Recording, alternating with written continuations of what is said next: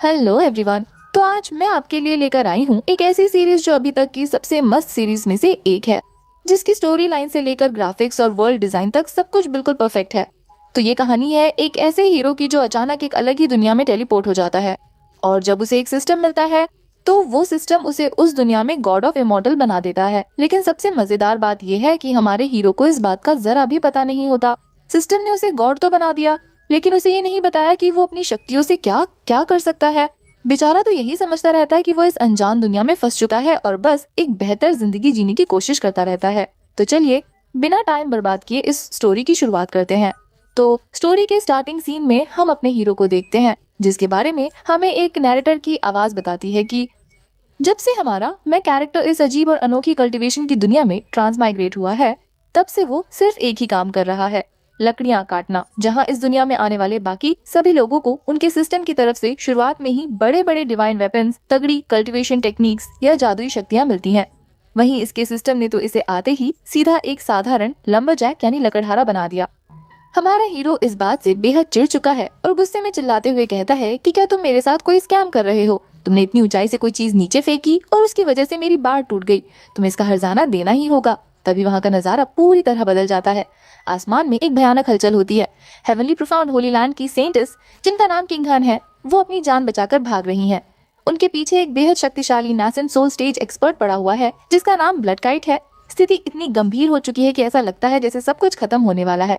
किंगहन पूरी तरह से घबरा चुकी हैं और चिल्ला रही हैं कि भागो, नहीं तो ये नासन सोल एक्सपर्ट सब कुछ तबाह कर देगा। लेकिन हमारा मैं कैरेक्टर, जो आराम से अपने घर के आंगन में बैठा हुआ है, आसमान में उड़ते हुए उस काले कपड़ों वाले ब्लड काइट को देखता है, जो किसी कौवे की तरह लग रहा है। मैं कैरेक्टर को इस बात का बिल्कुल भी अंदाजा नहीं है कि वो एक बहुत बड़ा कल्टीवेटर है। वो उसे एक साधारण बूढ़ा आदमी समझ लेता है और गुस्से में चिल्लाता है कि काले कौवे जैसे दिखने वाले बूढ़े, तुम वहाँ आसमान में खड़े होकर मेरी धूप क्यों रोक रहे हो? क्या तुम्हें नहीं पता कि मैं यहाँ सनबाथिंग कर रहा हूँ? यहाँ से दफा हो जाओ, तुम बहुत शोर मचा रहे हो। ब्लड काइट, जो कि एक बेहद घमंडी और ताकतवर नासन सोल स्टेज का एक्सपर्ट है, जब एक साधारण से दिखने वाले इंसान के मुंह से ऐसे शब्द सुनता है तो उसका गुस्सा सातवें आसमान पर पहुंच जाता है। वो गुस्से में तिलमिलाते हुए कहता है कि एक मामूली मॉर्टल जिसके पास रत्ती भर भी स्पिरिचुअल पावर नहीं है, एक अदना सा कीड़ा, एक चींटी जैसी हैसियत रखने वाला इंसान मुझ जैसे महान कल्टीवेटर पर चिल्लाने की हिम्मत कैसे कर सकता है?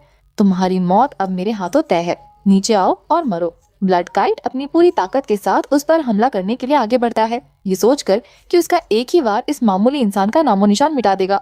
लेकिन तभी एक ऐसी घटना घटती है जो पूरी दुनिया को हिलाकर रख देती है। हमारा मैं कैरेक्टर, जो कि सिर्फ चिढ़ा हुआ था, अपने हाथ में पकड़ी हुई एक बेहद पुरानी जंग लगी हुई वुड चॉपिंग नाइफ यानी कुल्हाड़ी को बेहद कैजुअल तरीके से हवा में उछाल देता है। वो इसे सिर्फ एक बेकार सी कबाड़ की चीज समझकर फेंकता है, लेकिन जैसे ही वो कुल्हाड़ी हवा में लहराती है, वो सीधे जाकर उस शक्तिशाली नासन सोल स्टेज एक्सपर्ट यानी ब्लड काइट को लगती है, और पलक झपकते ही वो महान खूंखार कल्टीवेटर वहीं ढेर हो जाता है। उसकी पूरी शक्ति और उसका शरीर एक झटके में खत्म हो जाता है। हमारा मैं कैरेक्टर इस बात से पूरी तरह अनजान है कि उसने अभी अभी क्या किया है। वो जमीन पर गिरी हुई उस कुल्हाड़ी को देखता है और गुस्से में बड़बड़ाने लगता है कि वो ब्लैक स्मिथ की दुकान का मालिक ओल्ड वैंग कितना बड़ा धोखेबाज और ठग है। उसने मुझे ये टूटी हुई कुल्हाड़ी दी थी, जिसे लिए हुए अभी सिर्फ 3 साल ही हुए हैं और इसके किनारे अभी से ही चिप होने लगे हैं।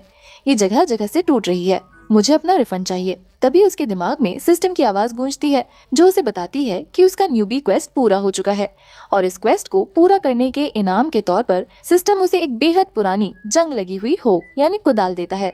मैं कैरेक्टर का दिमाग ये देखकर पूरी तरह खराब हो जाता है। वह चिल्लाता है कि ये क्या बकवास है, ये सरासर लूट है। मैं पिछले 10 सालों से इस न्यूबी गिफ्ट पैकेज का इंतजार कर रहा था, और तुमने मुझे इनाम में ये टूटी फूटी कुदाल दी है। इससे बेहतर तो ऑनलाइन मिलने वाला 9.9 युआन का मुफ्त शिपिंग वाला सामान होता। वह नहीं जानता कि वो कुदाल कोई साधारण चीज नहीं है। असल में उस कुदाल के अंदर से ग्रेट डाउ लॉस की इतनी इंटेंस एंड प्योर पावर बह रही है, जो अगर कल्टीवेशन वर्ल्ड के सामने आ जाए तो पूरी दुनिया में खून खराबा मच जाए। हर बड़ा कल्टीवेटर इसे पाने के लिए अपनी जान की बाजी लगा देगा। इसके बाद मैं कैरेक्टर जमीन पर बिखरी हुई सूखी लकड़ियों और टहनियों को देखता है और उन्हें सिर्फ जलाने वाली सूखी लकड़ी समझकर इकट्ठा करने लगता है। लेकिन असल में वे लकड़ियां कोई साधारण टहनियां नहीं है। वे एक प्राचीन शुद्ध खून वाले फायर यूनिकॉर्न की अवशेष शक्तियां समेटे हुए हैं, जिनके अंदर असीमित मैजिक फायर छिपी हुई है। वो किंगहान को देखता है, जो इस पूरे नजारे को देखकर पूरी तरह स्तब्ध और सदमे में खड़ी है। उसके होंठ डर और अचरज के मारे बिल्कुल सफेद पड़ चुके हैं। मैं कैरेक्टर को लगता है कि ये लड़की शायद ठंड या बीमारी की वजह से ऐसी दिख रही है। वो बड़े ही दयालु भाव से उससे कहता है कि तुम्हारे होंठ बहुत सफेद पड़ गए हैं, थोड़ा गर्म पानी पी लो और पानी पीने के बाद यहाँ से जल्दी चली जाओ, कहीं ऐसा न हो कि तुम यहीं दम तोड़ दो। किंगहन कांपते हाथों से पानी पीती है, लेकिन जैसे ही वो पानी उसके गले से नीचे उतरता है उसके अंदर एक अविश्वसनीय बदलाव होने लगता है। असल में जिस पानी को मैं कैरेक्टर अपने घर के कुएं का साधारण पानी समझ रहा था, वो और कुछ नहीं बल्कि nine heavens mystic jade spirit spring था। एक ऐसा पवित्र अमृत जो मृतप्राय इंसान को भी अमर बना सकता है। उस पानी की एक एक बूंद के अंदर इतनी असीम स्पिरिचुअल एनर्जी थी कि किंगहन के शरीर के सारे टूटे हुए मेरिडियंस पल भर में पूरी तरह ठीक हो जाते हैं। इतना ही नहीं, उसके शरीर के अंदर ऊर्जा का एक ऐसा महाविस्फोट होता है कि वो एक के बाद एक लगातार 3 बड़े कल्टीवेशन रियल्म्स को पार कर जाती है। वो सीधे कोर फॉर्मेशन स्टेज के ग्रेट परफेक्शन पर पहुंचती है, फिर वहां से नासन सोल स्टेज के अर्ली स्टेज को पार करते हुए सीधे नासन सोल स्टेज के ग्रेट परफेक्शन पर पहुंच जाती है। किंगहन इस चमत्कार से पूरी तरह से दंग रह जाती है। वो घुटनों के बल बैठ जाती है और श्रद्धा से सिर झुकाकर कहती है कि सीनियर, आपने मुझे ये 9 हेवेंस स्पिरिचुअल स्प्रिंग देकर मुझ पर जो उपकार किया है उसका कर्ज मैं अगले कई जन्मों तक नहीं चुका पाऊंगी। आपकी ये कृपा मेरे लिए हमेशा अविस्मरणीय रहेगी। लेकिन हमारा मैच कैरेक्टर उसकी ये बात सुनकर पूरी तरह हैरान हो जाता है और सोचता है कि क्या इस बड़ी बहन का दिमाग खराब हो गया है। वो कहता है कि अरे बड़ी बहन, क्या तुम पगला गई हो? वो कोई जादुई पानी नहीं है, वो सिर्फ मेरे पानी के टैंक में उबला हुआ सादा पानी है। अगर तुम यहाँ कोई नाटक करके मुझसे पैसे ऐंठना चाहती हो या मुझे एक्सटॉर्ट करना चाहती हो तो कहीं और जाओ, यहाँ मेरा समय बर्बाद मत करो। जल्दी से यहाँ से निकलो, मुझे अभी पहाड़ी के पीछे जाकर जमीन साफ करनी है, वहाँ खेती का काम करना है। किंगहन उसकी इस बात का एक बहुत ही गहरा और आध्यात्मिक मतलब निकाल लेती है। वो सोचती है कि सीनियर ने जानबूझकर खुद को इस मॉडल वर्ल्ड में छिपा रखा है और वे दुनिया की नजरों से दूर यहाँ एकांत में कल्टीवेशन कर रहे हैं। उन्होंने जो अभी जमीन साफ करने की बात कही है वो निश्चित रूप से एक बहुत बड़ा गुप्त संकेत है। इसका मतलब है कि उनका कोई बहुत बड़ा ग्रैंड फिनाले, कोई महान योजना अब शुरू होने वाली है। वो हाथ जोड़कर कहती है कि सीनियर, मुझे आपकी बात समझ में आ गई है। आपने मुझे यहाँ से तुरंत चले जाने के लिए कहा है ताकि आपकी शांति में कोई खलल न पड़े। मैं अभी इसी वक्त हेवनली प्रोफाउंड होली लैंड वापस लौट जाऊंगी और आपकी इस शांत साधना में कभी कोई बाधा नहीं डालूंगी। किंगहन वहाँ से तेजी से भागती है क्योंकि उसे याद आता है कि एंसेस्टर श्वेइंग, जो कि मिड नासन सोल स्टेज के एक बेहद क्रूर एक्सपर्ट है, वो अभी भी उसके पीछे पड़े हो सकते हैं। अगर वो उनके हाथ लग गई तो उसका और उसके पूरे संप्रदाय का खात्मा निश्चित है। वो सोचती है कि भगवान शायद मेरे हेवनली प्रोफाउंड होली लैंड को तबाह करना चाहते हैं। लेकिन जब वो अपने सेट में पहुंचती है तो वहाँ के सेक्ट मास्टर और अन्य लोग उसे जीवित देखकर हैरान रह जाते हैं। किंगहन चिल्लाकर कहती है कि सेक्ट मास्टर, मैं जिंदा हूँ और जो ईगल एंसेस्टर ब्लड काइट मेरे पीछे पड़ा था वो मारा जा चुका है। सेक्ट मास्टर इस बात पर यकीन नहीं कर पाते। वो कहते हैं कि ये पूरी तरह से असंभव है। ब्लड काइट इतना शक्तिशाली है कि उसे हराना नामुमकिन है। भला उसे कौन मार सकता है? क्या इस दुनिया में कोई प्राचीन जादुई बूढ़ा राक्षस आ गया है? किंगहन उन्हें पूरा सच बताती है कि वो कोई राक्षस नहीं था बल्कि एक एकांतवासी मॉडल किसान था। वो किसान सिर्फ इस बात से परेशान था कि ब्लड काइट आसमान में खड़े होकर उसकी धूप रोक रहा था, इसलिए उसने गुस्से में आकर बस एक पुरानी जंग लगी हुई लकड़ी काटने वाली कुल्हाड़ी उसकी तरफ फेंक दी और उस एक ही वार ने उस महान नासन सोल स्टेज एक्सपर्ट को तुरंत मार डाला। ये सुनकर सेक्ट मास्टर जोर से हंसने लगते हैं और कहते हैं कि किंगहन, क्या तुम डर के मारे अपना मानसिक संतुलन खो बैठी हो? क्या तुम्हें लगता है कि तुम किसी मॉर्टल रियम के कहानीकार की काल्पनिक कहानी सुना रही हो? ऐसा भला कैसे हो सकता है?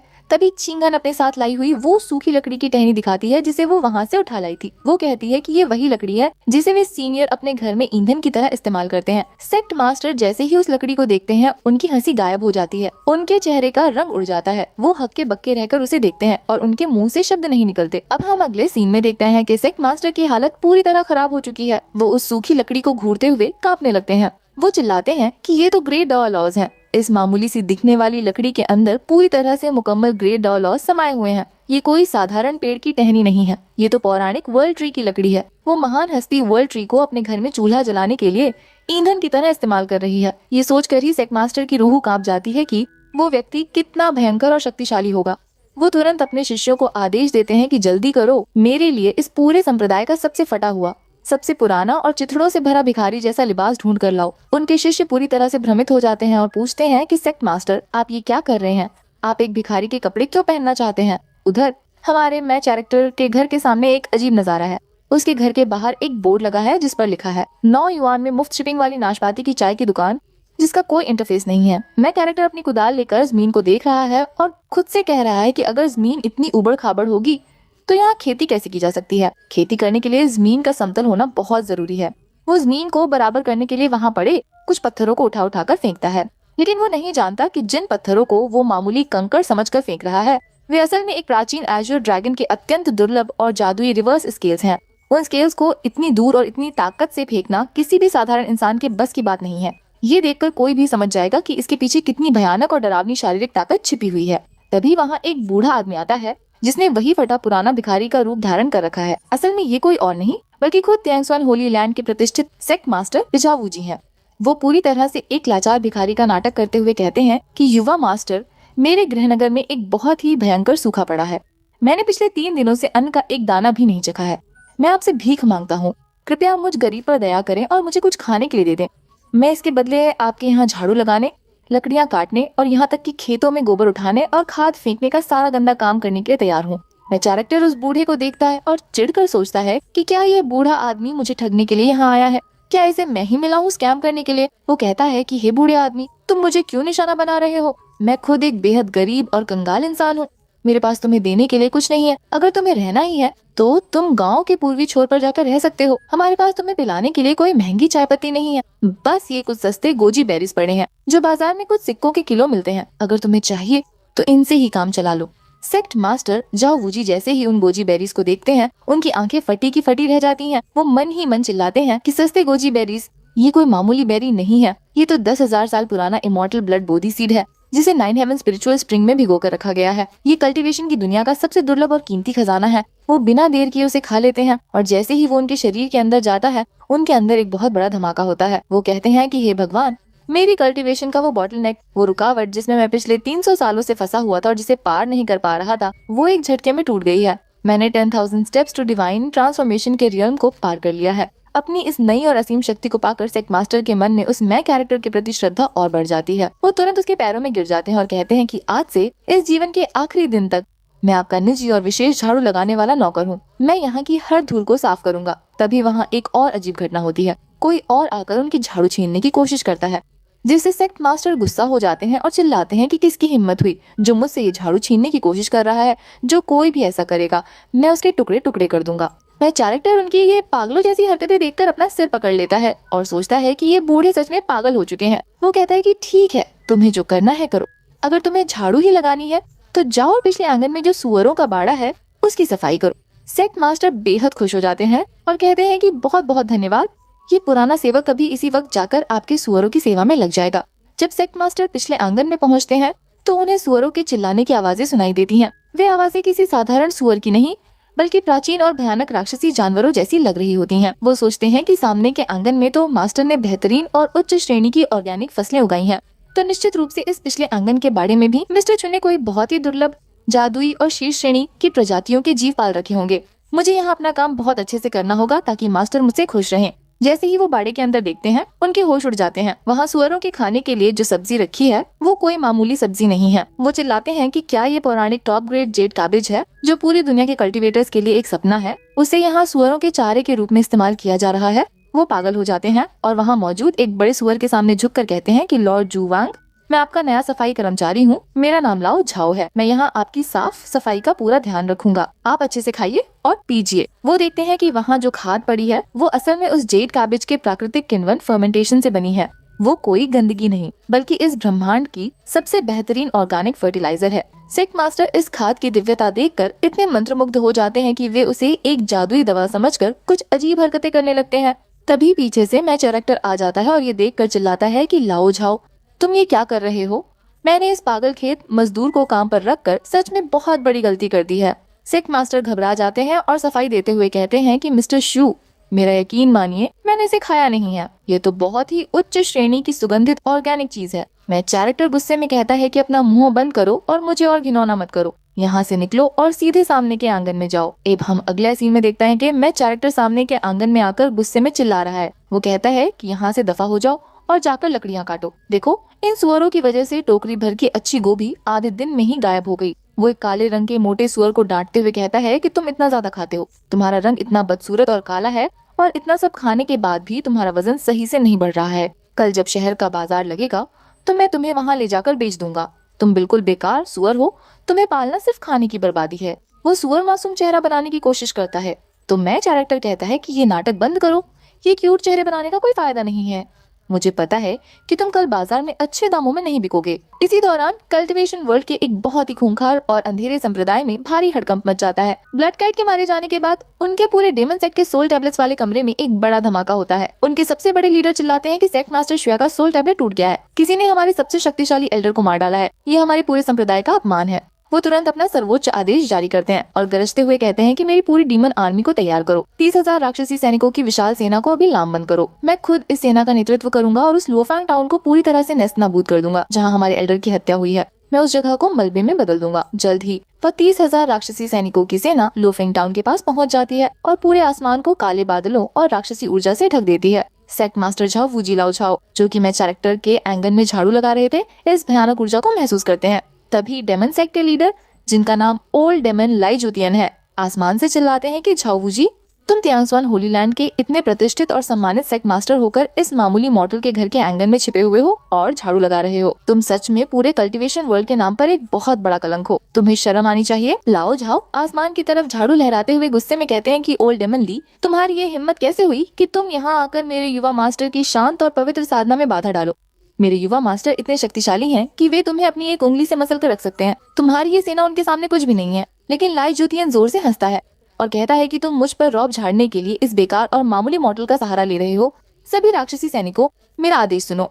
इस पूरे आंगन को खोदकर जमीन के बराबर कर दो। यहाँ जो कुछ भी है उसे पूरी तरह से मिटा दो। उधर हमारा मैं कैरेक्टर, जो अपने घर के अंदर कुछ काम कर रहा था, बाहर होने वाले इस भारी शोर शराबे से तंग आ जाता है। वो बाहर देखता है तो उसे आसमान में उड़ते हुए वे 30,000 सैनिक किसी काले मच्छरों के झुंड की तरह दिखाई देते हैं। वो झुंझलाकर कहता है कि ये काले मच्छरों के झुंड कहाँ से आ गए? ये इतना ज्यादा भिनभिना रहे हैं कि इनसे बहुत शोर हो रहा है। मुझे इन्हें भगाने के लिए कोई मॉस्किटो कॉइल ढूंढनी होगी ताकि इनका दम घुट जाए और ये यहाँ से भाग जाएं। वो अपने घर के कबाड़ में ढूंढता है और कहता है कि चलो, मुझे ये सस्ते मॉस्किटो कॉइल्स मिल गए हैं जो बाजार में 9 युआन में मुफ्त शिपिंग के साथ मिलते हैं। इनसे ही काम चला लेता हूँ। जैसे ही मैं कैरेक्टर उस मॉस्किटो कॉइल को सुलगाकर आंगन में रखता है, उसमें से एक अजीब और दिव्य खुशबूदार धुआं निकलने लगता है। लाओ झाओ उस धुएं को देखते ही थर थर कांपने लगते हैं और मन ही मन चिल्लाते हैं कि ये ऑरा, ये खुशबू, ये कोई साधारण कॉइल नहीं है। ये तो इमॉर्टल रियाम की सबसे खतरनाक और प्रतिबंधित चीज है, जिसे 9 नेदर रेड लोटस कार्मिक फायर इंसेंस कहा जाता है। ये एक ऐसी जादुई आग है जो पल भर में 8 दिशाओं और बड़े बड़े साम्राज्यों को जलाकर भस्म कर सकती है। युवा मास्टर ने इस साधारण से मच्छरों को भगाने के लिए इतनी बड़ी डिवाइन ऑब्जेक्ट को जला दिया है। वो धुआं जैसे ही आसमान में उड़ते हुए उन 30,000 राक्षसी सैनिकों और ली जुतियन की तरफ बढ़ता है, वैसे ही पूरी सेना में हाहाकार मच जाता है। ली जुतियन का घमंड 1 सेकंड में टूट जाता है। वो चिल्लाता है कि नहीं, ये मुमकिन नहीं है। ये कैसी आग है? ये तो मेरी आत्मा को जला रही है। मुझे यहाँ से भागना होगा। मुझे अपनी जान बचानी होगी। वो चीखता है कि सीनियर, कृपया मुझे माफ कर दीजिए, मुझे जीवन दान दीजिए। लेकिन उस धुएं के संपर्क में आते ही वे सभी 30,000 सैनिक और उनका शक्तिशाली लीडर पल भर में जलकर राख की ढेरी बन जाते हैं। आसमान पूरी तरह साफ हो जाता है। वह कैरेक्टर बाहर आता है और साफ आसमान को देखकर मुस्कुराता है।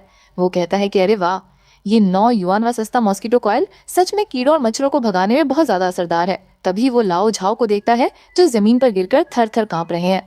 मैं कैरेक्टर चिढ़कर कहता है कि हे बूढ़े आदमी, तुम्हें फिर से क्या हो गया है? क्या तुमने अपनी सूखी लकड़ियां काटने का काम पूरा कर लिया है, या तुम यहाँ बैठकर बस काम से जी चुरा रहे हो और स्लैकिंग कर रहे हो? लाओ झाओ हाथ जोड़कर रोने लगते हैं और कहते हैं कि युवा मास्टर, आप सच में बहुत महान हैं। युवा मास्टर, आप अजय हैं। आपकी शक्ति की कोई सीमा नहीं है। मैं कैरेक्टर मन ही मन सोचता है कि इस कल्टीवेशन वर्ल्ड के लोग सच में पूरी तरह से बेवकूफ और पागल हैं। तभी वहाँ आसमान से उड़ते हुए कुछ और लोग आते हैं। वे तियांगसुआन होली लैंड के अन्य एल्डर्स और मेंबर्स हैं। वे चिल्लाते हैं कि सेक्ट मास्टर, हिम्मत रखिए, हम यहाँ आपकी मदद करने और उस डीमन लॉर्ड से लड़ने के लिए आए हैं। लेकिन जब वे नीचे देखते हैं तो वे हैरान रह जाते हैं। उनका महान सेक्ट मास्टर एक पुरानी झाड़ू पकड़े जमीन साफ कर रहा है। उनका एक एल्डर चिल्लाता है कि सेक्ट मास्टर, आप इतने बड़े होली लैंड के सम्मानित मालिक होकर यहाँ एक नौकर की तरह झाड़ू लगा रहे हैं और छोटे मोटे काम कर रहे हैं। ये हमारे संप्रदाय की मर्यादा के खिलाफ है। ये कैसी डेकोरम है? हमारे साथ वापस चलिए। आप बूढ़े हो गए हैं और आपका दिमाग काम नहीं कर रहा है। लाओ झाओ गुस्से में अपनी झाड़ू को कसकर पकड़ लेते हैं और कहते हैं कि मुझे छोड़ो। युवा मास्टर के इस पावन आंगन में झाड़ू लगाने का सौभाग्य मिलना ही मेरे जीवन का सबसे बड़ा आशीर्वाद है। अगर किसी ने भी मुझसे ये झाड़ू छीनने की कोशिश की तो मैं उसके हाथ पैर तोड़ दूंगा, उसे अपाहिज कर दूंगा। वो एल्डर हैरान होकर पूछता है कि लेकिन सेक्ट मास्टर, वो राक्षसी सेना कहाँ गई? वो खतरनाक ली जुतियन कहाँ है? लाओ झाओ गर्व से कहते हैं कि युवा मास्टर को उनका शोर पसंद नहीं आया, इसलिए उन्होंने बस एक छोटी सी इंसेंस जलाई और वो पूरी की पूरी सेना और उनका लीडर पल भर में जलकर राख बन गए। ये सुनकर वे नए आए कल्टिवेटर्स स्तब्ध रह जाते हैं। वे कहते हैं कि क्या उन्होंने एक झटके में उस नेशन सोल स्टेज के महा एक्सपर्ट को नष्ट कर दिया। ये पूरी तरह असंभव है। लाओ झाओ कहते हैं कि इसमें असंभव क्या है। देखो, चिंगहन ने भी नेशन सोल स्टेज में प्रवेश कर लिया है। युवा मास्टर ने उसे बस एक घूंट पानी इनाम में दिया था और उसने उसी जगह पर अपने पुराने रियल्म को तोड़कर ये नया मुकाम हासिल कर लिया। क्या तुम सब ये देखकर जल रहे हो? क्या तुम्हें जलन हो रही है? तभी वो एल्डर जो लाओ झाओ को वापस ले जाने आया था, उसका रवैया पूरी तरह बदल जाता है। वो लाओ झाओ के पैर पकड़ लेता है और रोते हुए कहता है कि भाई झाओ, हम पिछले कई सौ सालों से एक दूसरे के भाई जैसे रहे हैं। तुम अकेले अकेले इस बहती गंगा में हाथ नहीं धो सकते। तुम सारा पुण्य अकेले नहीं कमा सकते। मुझे भी यहाँ एक सेवक बनना है। क्या मैं यहाँ खेतों के लिए गोबर और खाद उठाने का काम कर सकता हूँ? लाओ झाओ गुस्से में उसे धक्का देते हैं और कहते हैं कि दूर हटो। गोबर उठाना और खाद रोल करना सिर्फ और सिर्फ मेरा विशेष कार्य, एक्सक्लूसिव जॉब है। इसके बारे में सोचना भी मत। इस पर सिर्फ मेरा हक है। मैं कैरेक्टर ये सब तमाशा देखकर बाहर आता है और अपना सिर पीट लेता है। वो कहता है कि यहाँ क्या बकवास चल रही है। लाओ झाओ, मैंने तो तुम्हें दया करके अपने यहाँ पनाह दी थी और तुम यहाँ अपने इन सारे गरीब रिश्तेदारों को लेकर आ गए हो ताकि वे सब मेरे खर्चे पर मुफ्त का खाना खा सकें। क्या तुमने मेरे घर को कोई धर्मशाला समझ रखा है? लाओ झाओ घबराकर कहते हैं कि युवा मास्टर, कृपया शांत हो जाइए, अपना गुस्सा थूक दीजिए। ये कोई भिखारी नहीं है जो यहाँ भीख मांगने आया है। यह असल में मेरा कजन है जो आपके यहाँ बिना किसी पैसे के बिल्कुल मुफ्त में काम करना चाहता है। तभी वो दूसरा व्यक्ति, जिसका नाम वांग डाचुई है, आगे आता है और बड़े ही विनम्र भाव से कहता है कि यंग मास्टर, मेरा नाम वांग डाचुई है। मैं बचपन से ही बहुत शक्तिशाली हूँ। मेरे पास सुपर ह्यूमन स्ट्रेंथ है। मैं आपके यहाँ का कोई भी गंदा, भारी या मुश्किल से मुश्किल काम बहुत आसानी से कर सकता हूँ। कृपया मुझे अपने यहाँ काम पर रख लीजिए। मुझ पर ये कृपा कीजिए। मैं कैरेक्टर चारों तरफ देखता है और कहता है कि ठीक है, वैसे भी मेरे घर का पिछला आंगन जंगली घासों और वीट से पूरी तरह भर गया है। लाओ झाओ, इस डाचुई को पिछले आंगन में ले जाओ और इसे कहो कि सुबह होने से पहले वहाँ की सारी जंगली घास उखाड़ दे। अगर सुबह तक एक भी घास बची रही तो तुम दोनों को रात का खाना नहीं मिलेगा। वांग डाचुई बेहद खुश हो जाता है और आसमान की तरफ देखकर कहता है कि आपका बहुत बहुत धन्यवाद युवा मास्टर, आपने मुझे ये महान अवसर दिया है। लाओ झाओ उसे समझाते हैं कि सामने के आंगन में जो लकड़ियां रखी हैं वे सब वर्ल्ड ट्रीज हैं, इसलिए इस पिछले आंगन में जो जंगली घास उगी हुई है वो भी निश्चित रूप से कोई साधारण घास नहीं होगी, बल्कि वे सब ब्रह्मांड के सबसे दुर्लभ और पियरलेस एलिक्सियर्स होंगे। वांग डाचुई मन ही मन सोचता है कि मैं वांग डाचुई अब सफलता की नई ऊंचाइयों पर पहुंचने वाला हूँ। मेरा भाग्य चमकने वाला है। जब वो घास उखाड़ने के लिए नीचे झुकता है तो उसकी आंखें फटी की फटी रह जाती हैं। वो चिल्लाता है कि ये जंगली घास, ये तो प्राचीन प्रतिबंधित क्षेत्रों में पाई जाने वाली 9 नेदर सोर्ड हार्ट ग्रास है। इसकी एक एक पत्ती के अंदर इतनी भयानक सोर्ड एनर्जी है कि इसका सिर्फ एक दिन का किसी भी नेशन सोल कल्टीवेटर को बीच से काट सकता है। युवा मास्टर ने मुझे इसे अपने नंगे हाथों से उखाड़ने के लिए कहा है। लाओ झाओ उसे याद दिलाते हैं कि याद रखना, युवा मास्टर ने सख्त निर्देश दिए हैं कि इस काम में किसी भी जादुई या स्पिरिचुअल पावर का इस्तेमाल नहीं करना है। इसे पूरी तरह से अपनी शारीरिक ताकत और मैनुअल स्किल से ही करना होगा। तुम्हारा भाग्य तुम्हारे साथ हो भाई। वांग डाचुई जैसे ही एक घास को हाथ लगाता है उसमें से एक भयानक सोर्ड ऑरा निकलता है। वो दर्द से चिल्लाता है कि आह, मेरी नेशन सोल की मजबूत बॉडी को इस घास की एक पत्ती ने आसानी से काट दिया। ये काम बहुत खतरनाक है, मैं ये नहीं कर सकता। तभी अंदर से मैं कैरेक्टर की आवाज आती है कि वांग डाचुई, तुम वहाँ घास उखाड़ते समय इतनी देर क्यों लगा रहे हो? क्या तुम वहाँ काम चोरी कर रहे हो? अगर तुमने दोबारा आलस्य दिखाया तो तुम्हें आज रात खुले आसमान के नीचे सड़क पर सोना पड़ेगा।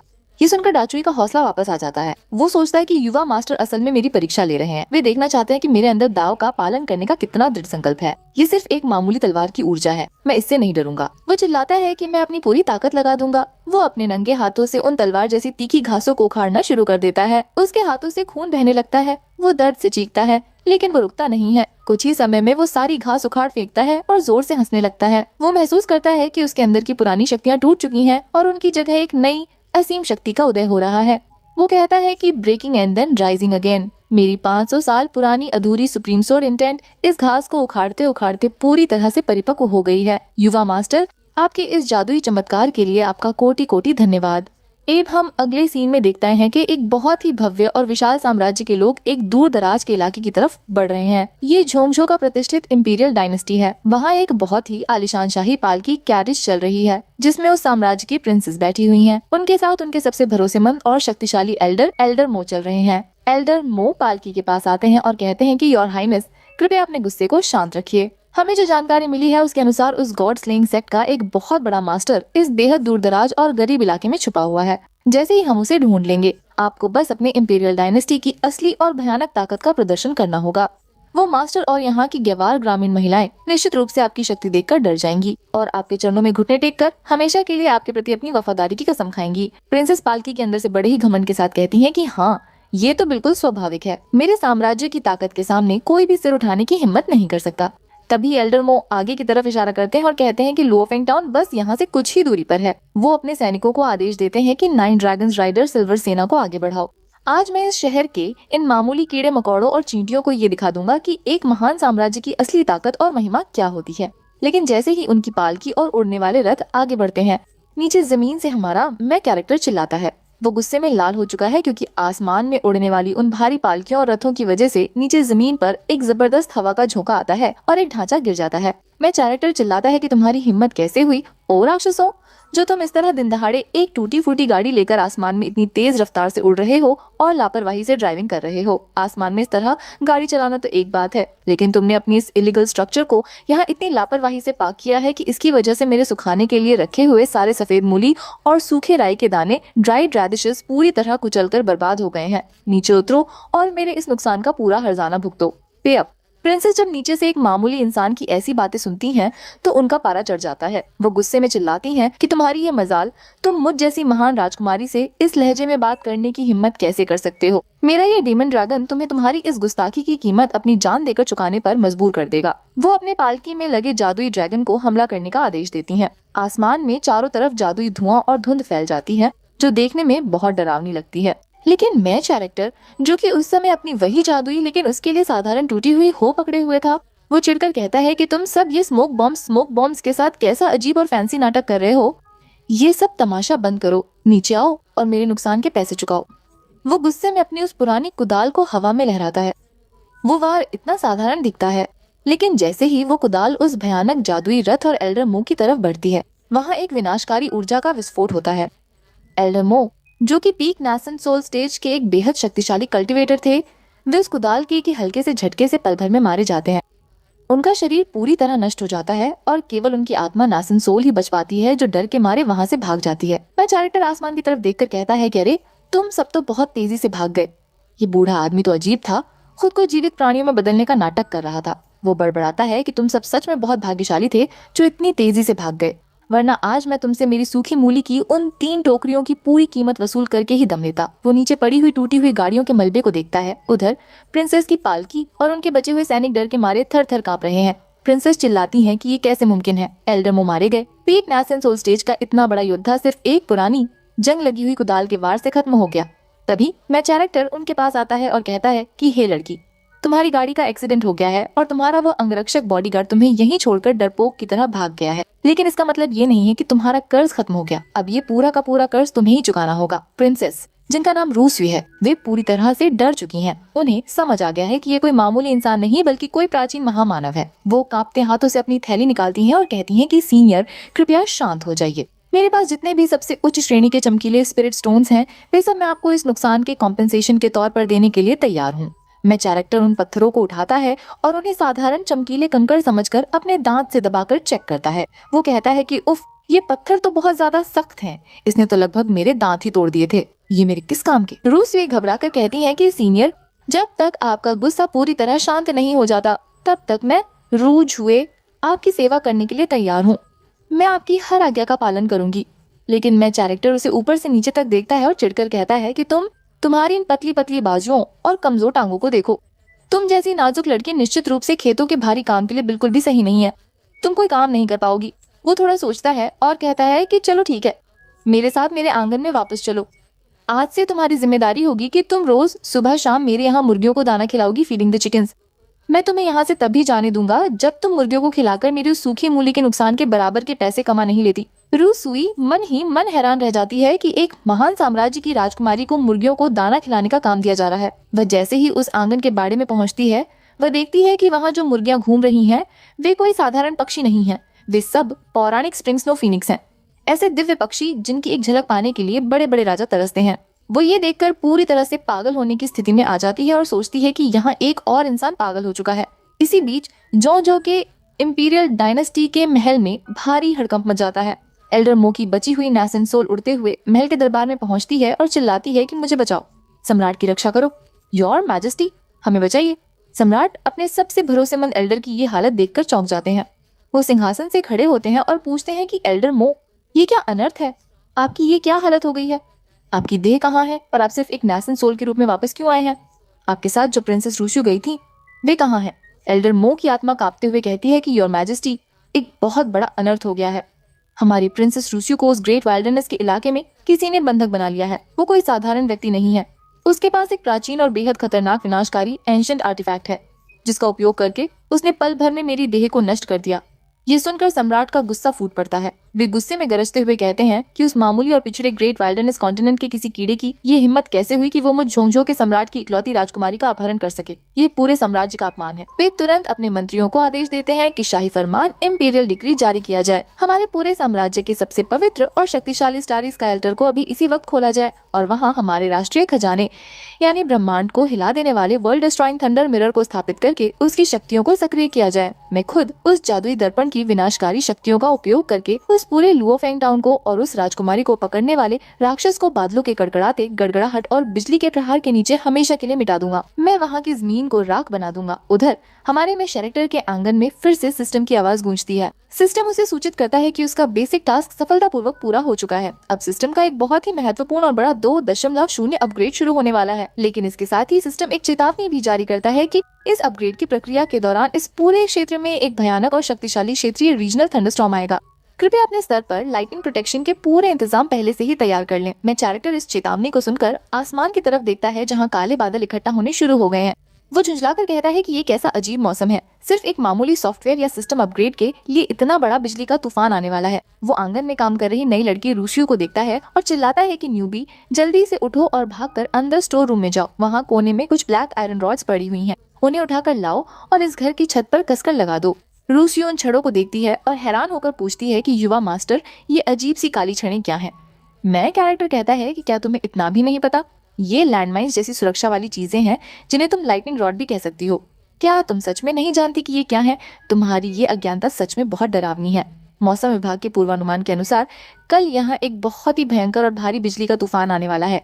अगर उस बिजली ने मेरे इस प्यारे घर की छत को थोड़ा सा भी नुकसान पहुंचाया तो याद रखना, उसकी मरम्मत का सारा खर्च तुम्हें ही अपनी जेब से चुकाना होगा। तभी आसमान में झोंझों के सम्राट और उनके 3 सबसे शक्तिशाली प्राचीन पूर्वज एंसेस्टर्स अपने उस महान वर्ल्ड डिस्ट्रॉइंग थंडर मिरर के साथ प्रकट होते हैं। पूरा आसमान लाल और नीली बिजलियों से भर जाता है। सम्राट नीचे की तरफ देखकर घमंड से चिल्लाते हैं कि तुम सब ग्रेट वाइल्डरनेस कॉन्टिनेंट के अदने कीड़े मकोड़ो, आज मैं तुम्हारे ऊपर इस वर्ल्ड डिस्ट्रॉइंग लाइटनिंग पनिशमेंट छोड़ने जा रहा हूँ। आज तुम सब और तुम्हारा ये घमंड पूरी तरह से जलकर राख की ढेरी में बदल जाएगा। नीचे आंगन से रूसियू आसमान में अपने पिता को देखती है और रोते हुए चिल्लाती है कि पूज्य पिताजी, ऐसा मत कीजिए। नहीं, आप यहाँ इतनी भयानक इमॉर्टल एनर्जी के साथ मुझे इस राक्षस के चंगुल से बचाने के लिए नहीं आए हैं, बल्कि आप तो अपनी ही बेटी को मौत के मुंह में धकेलने का इंतजाम करके आए हैं। कृपया इस हमले को रोक दीजिए। लेकिन सम्राट को उसकी आवाज सुनाई नहीं देती। मैं कैरेक्टर बाहर आता है और आसमान में हो रही इस गड़गड़ाहट को सुनता है। वो कान बंद करते हुए कहता है कि अरे, ये कैसा अजीब तूफान है। सिर्फ बहुत तेज आवाज और गड़गड़ाहट हो रही है, लेकिन पानी की एक बूंद भी नहीं बरस रही है। All thunder and no rain. और ये बिजली की आवाज तो ऐसी लग रही है जैसे आसमान में कोई मूर्ख इंसान मेगाफोन लेके जोर जोर से चिल्ला रहा हो। वो रूसी को डांटते हुए कहता है कि न्यूबी, तुम बाहर खड़ी होकर क्या तमाशा देख रही हो? अंदर जाओ। क्या तुमने वे लोहे की छड़ें छत पर सही से लगा दी हैं? क्या वे अंदर पूरी तरह जा चुकी हैं? रूसी कांपते हुए कहती है कि हाँ युवा मास्टर, वे पूरी तरह से अंदर फिक्स हो चुकी हैं। मैं कैरेक्टर आराम से अपनी कुर्सी पर बैठ जाता है और सनफ्लावर सीड्स चबाने लगता है। रूसी उसे देखकर सोचती है कि आप मौत के इतने करीब हैं और फिर भी इतनी शांति से बैठकर बीज खा रहे हैं। तभी आसमान से सम्राट चिल्लाते हैं, वर्ल्ड डिस्ट्रॉइंग लाइटनिंग स्ट्राइक। उस दर्पण से एक इतनी विशाल और डरावनी बिजली की बीम निकलती है जो सीधे हमारे मैं कैरेक्टर के घर की तरफ बढ़ती है। लेकिन जैसे ही वो बिजली उस घर की छत पर लगी उन काली लोहे की छड़ों को छूती है, वैसे ही मैं कैरेक्टर के दिमाग में सिस्टम की आवाज गूंजती है, डिंग। सिस्टम ने एक ultra high power external energy system का पता लगाया है। सुपर फास्ट चार्जिंग मोड सक्रिय कर दिया गया है। अपग्रेड की 30% 50% तक पहुंच चुकी है। मैं कैरेक्टर ये देखकर हैरान रह जाता है कि उसका जो सिस्टम अपग्रेड बहुत धीमा चल रहा था, वो अचानक इतनी तेजी से कैसे बढ़ने लगा। वो सोचता है कि क्या ये सब हवा में मौजूद उस बिजली की गड़गड़ाहट और स्टैटिक इलेक्ट्रिसिटी की वजह से हो रहा है। उधर आसमान में सम्राट और उनके पूर्वज ये देखकर पूरी तरह सन्न रह जाते हैं। सम्राट चिल्लाते हैं कि ये कैसे संभव है? मेरी इतनी शक्तिशाली वर्ल्ड डिस्ट्रॉइंग बिजली को नीचे छत पर लगे उन मामूली से दिखने वाले काले लोहे के टुकड़ों ने पूरी तरह सोख लिया। हमारे तीनों पूर्वज अपनी पूरी की पूरी प्राइमोर्डियल स्पिरिचुअल पावर को उस दर्पण में झोंक देते हैं और चिल्लाते हैं कि अपनी पूरी ताकत से इसे ब्लास्ट कर दो। लेकिन नीचे सिस्टम की चार्जिंग और तेज हो जाती है। 99%, 100%, अपग्रेड पूरी तरह सफल हो जाता है और उस अत्यधिक ऊर्जा के कारण आसमान में मौजूद वो राष्ट्रीय खजाना वो थंडर मिरर अचानक बीच से तड़क जाता है और उसके टुकड़े टुकड़े हो जाते हैं। सम्राट और उनके पूर्वज आसमान से सीधे नीचे जमीन पर आ गिरते हैं। मैं कैरेक्टर बाहर आता है और अपने आंगन के बाहर बिखरे हुए मलबे को देखता है। वो गुस्से में चिल्लाता है कि नहीं, मेरा राष्ट्रीय खजाना जैसा सुंदर आंगन, धत तेरे की। ये निश्चित रूप से तुम जैसे अमीर और बिगड़े हुए बाप के वीआईपी किड्स ही हो जो इस तरह की लग्जरी गाड़ियां लेकर दिन दहाड़े घूमते हो और मेरे घर के ठीक सामने इस तरह कंस्ट्रक्शन का कचरा और मलबे कंस्ट्रक्शन डिब्रिस का ढेर लगा देते हो। तुमने मेरे घर के सामने की इस खूबसूरत उपजाऊ जमीन को पूरी तरह बर्बाद कर दिया है। वो जोर से आवाज लगाता है, ओल्ड झाओ डाचुई, जल्दी यहाँ आओ। इन चारों बूढ़े गुंडों और बदमाशों को जो यहाँ इस तरह खुलेआम कचरा फैला रहे हैं और लिटरिंग कर रहे हैं, इन्हें रस्सियों से अच्छी तरह से बांध दो और जब इन सब होश वापस आए तो इनसे कहना कि इन्हें सजा के तौर पर मेरे घर के सामने की इस पूरी जमीन को खोदकर बराबर करना होगा ताकि ये अपने इस अपराध का कर्ज चुका सकें। सम्राट जब होश में आते हैं और खुद को बंधा हुआ पाते हैं तो वे गुस्से में चिल्लाते हैं कि उफ,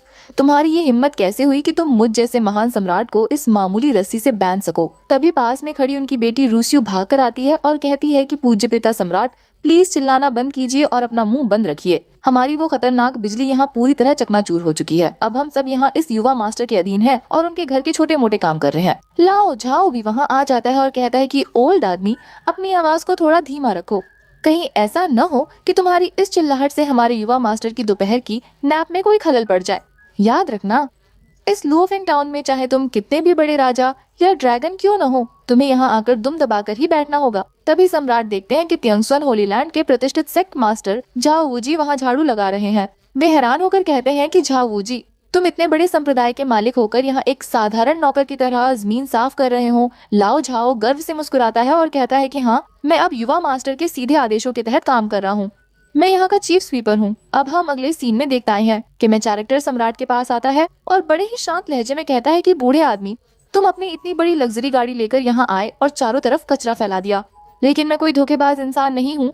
मैं तुम्हारे साथ कोई स्कैम नहीं करूंगा। मैं तुम्हें सिर्फ एक छोटी सी जिम्मेदारी दे रहा हूँ। तुम इस घर के बाहर की जो 2/10 ऑफ एन एकड़ है उसकी अच्छे से गुड़ाई करोगे और मिट्टी को ढीला करोगे। अगर तुमने शाम होने से पहले ये काम पूरा नहीं किया तो तुम्हें आज रात का खाना नहीं मिलेगा। सम्राट जो अभी तक गुस्से में थे, वे लाओ झाओ और अपनी बेटी की हालत देखकर समझ जाते हैं कि भलाई इसी में है।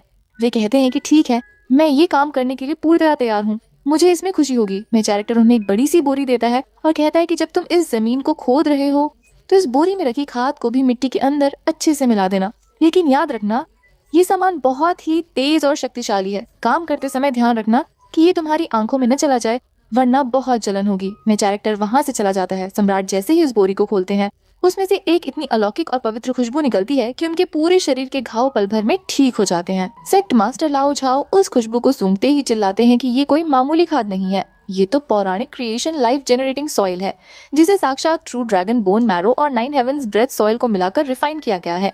इसकी सिर्फ एक छोटी सी बूंद या एक दाना किसी भी मरे हुए इंसान को दोबारा जीवित कर सकता है और किसी भी गंभीर से गंभीर घाव को तुरंत भर सकता है।